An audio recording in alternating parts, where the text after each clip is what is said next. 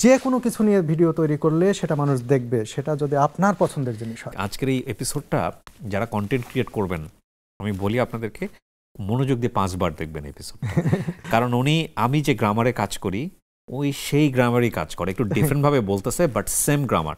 সেই আদম পাহাড়ে যাওয়ার চিন্তা করি এবং আদম পাহাড়ে যাই, এবং সেই ভিডিওটা আজ পর্যন্ত আমার টপ ভিউ, মানে এটাতে আমার 13 মিলিয়ন এখন পর্যন্ত ইউটিউবে। 13 মিলিয়ন ইউটিউবে। আর মনিটাইজেশনের কোনো ঝামেলা হয় নাই তো? না। I can guess how much money he earned from this video. OMG. আর সেকেন্ডে হচ্ছে মির্জাফরের বংশধর। কত ডিউরেশন ছিল এই 13 মিলিয়নের? এটা সম্ভবত 30 মিনিট, 30 বা 35 মিনিট এরকম হয়। আপনি তো বড়লোক হয়ে গেছেন। হ্যাঁ সত্যি, ওখান থেকে আমার হিউজ ইনকাম হয়েছে। মির্জাফরের বংশধর করার পর পরে আমি ভাবছিলাম যে এখন কি এক্সক্লুসিভ করা যায়। আমি দেখলাম যে আদম পাহাড় নামে একটা জায়গা আছে শ্রীলঙ্কায়। বাংলাদেশের মুসলিম কমিউনিটি থেকে শুরু করে ওই জায়গা নিয়ে কিন্তু হিন্দু কমিউনিটি এবং বৌদ্ধ কমিউনিটি, বৌদ্ধ ধর্মাবলম্বী যারা আছেন তাদেরও বিশ্বাস আছে ওই জায়গাটা নিয়ে।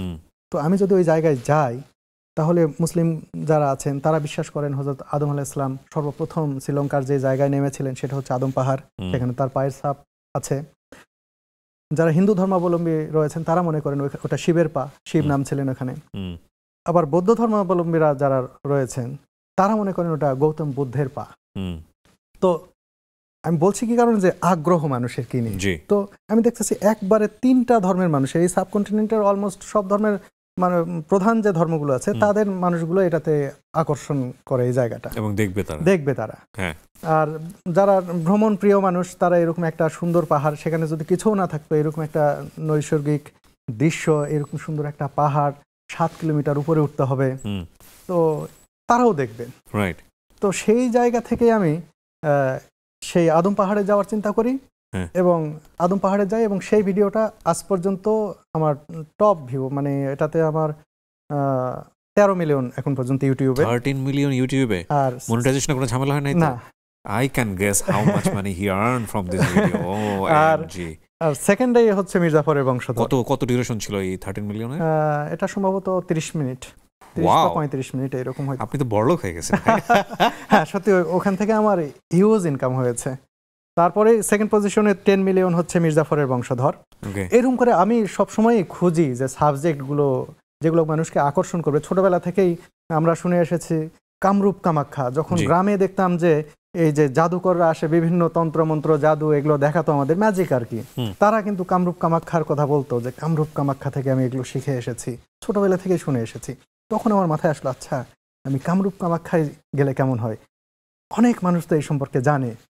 সেই চিন্তা করে আমি আসাম যাই, কামরূপ কামাখ্যা নিয়ে করি। এটাও মনে হয় 4-5 নম্বরে আছে আমার ভিউয়ের দিক থেকে, অনেক মানুষ দেখেছেন। সেই আসামে গিয়ে আপনার একজন পাগলা ভক্ত পেয়েছি। আচ্ছা,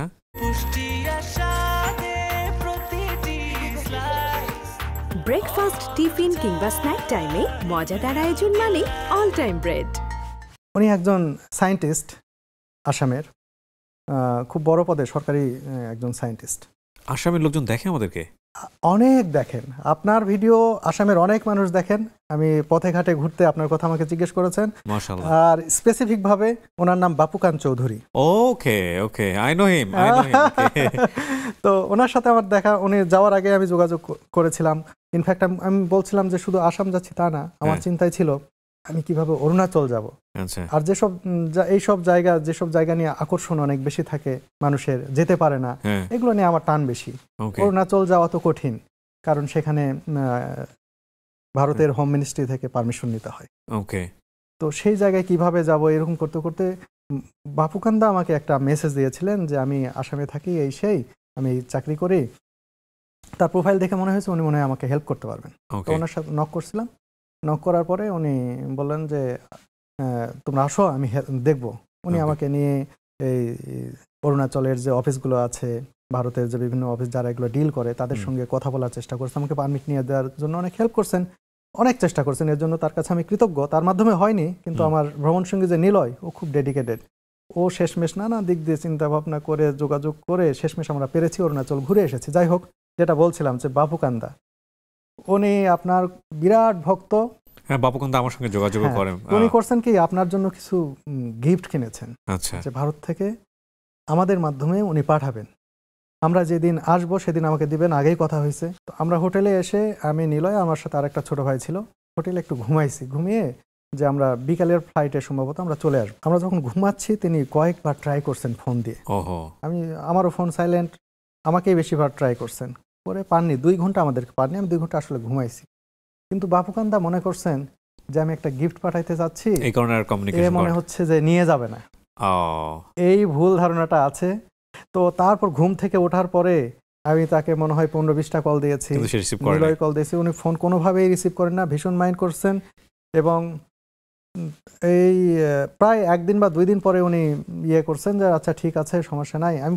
আমি মেসেজ দিয়েছি অনেক বড় বড় যে দাদা ভুল বুঝেন না, আসলে আমরা 3 জনই ঘুমাই। বাপুকান্দা গিফট রেখে দিয়েন, কোনো না কোনো দিন অবশ্যই আমার কাছে আসবে গিফট। তো বাপুকান্দা এই প্রোগ্রামটা যদি দেখেন, দেখবেন অবশ্যই, আমি তাকে ফরওয়ার্ড করব, তার ভুলটা অন্তত ভাঙো। না, he is a very good man, এবং উনি আমার আপন ঠিকানা দেখে, এবং যেটা হয়েছে যে উনি এত মনোযোগী দর্শক, মারাত্মক মনোযোগী দর্শক, এবং ফিডব্যাক দেয় অলওয়েজ।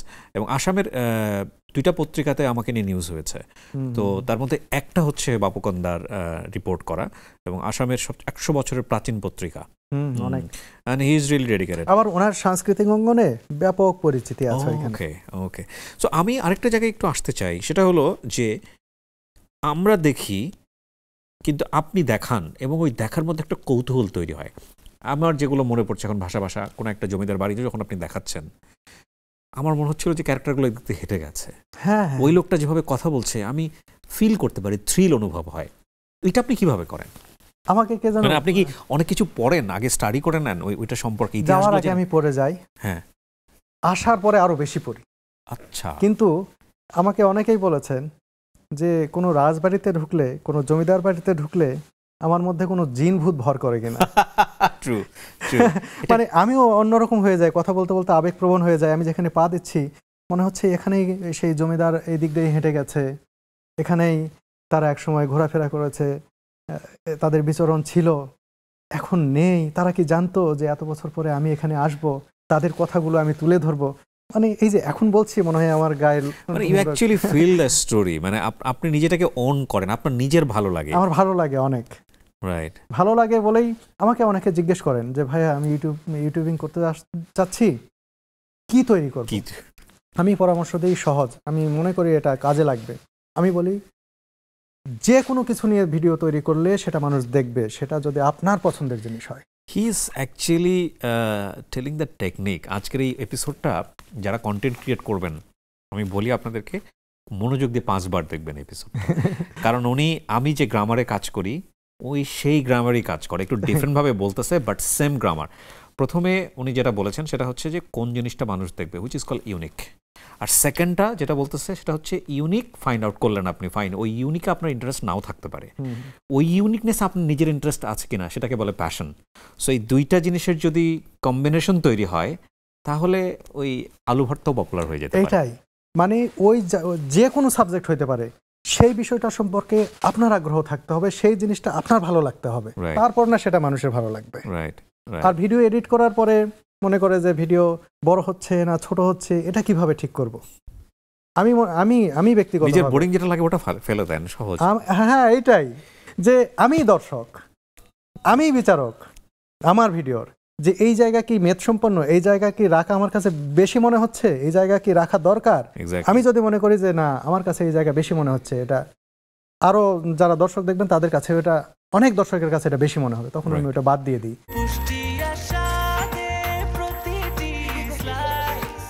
ব্রেকফাস্ট, টিফিন কিংবা স্ন্যাক টাইমে মজাদার আয়োজন মানে অল টাইম ব্রেড। যারা কন্টেন্ট বানাচ্ছেন তাদের উদ্দেশ্যে বলছি যে আপনারা অবশ্যই চেষ্টা করবেন যে কন্টেন্ট যা ডিমান্ড করে এর বাইরে 1 সেকেন্ডও বাড়াবেন না, কমাবেন না, যে ভালো জিনিস তো দেখবেনই। এক্স্যাক্টলি।